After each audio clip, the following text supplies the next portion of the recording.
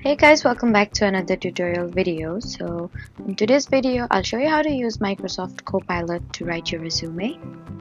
First, open Microsoft Copilot in your browser or the Copilot app and sign in with your Microsoft account. Then start a new chat and tell Copilot what kind of job you're applying for.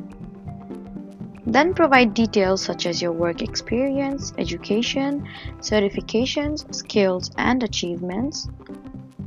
After that, ask Copilot to create a professional resume based on your information. And once the draft is ready, review it carefully and make any necessary edits to ensure everything is accurate.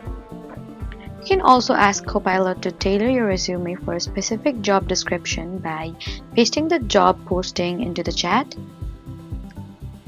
So that was how to use Microsoft Copilot to write your resume. Please do not forget to like, comment, and subscribe for more helpful tutorials. Thank you for watching.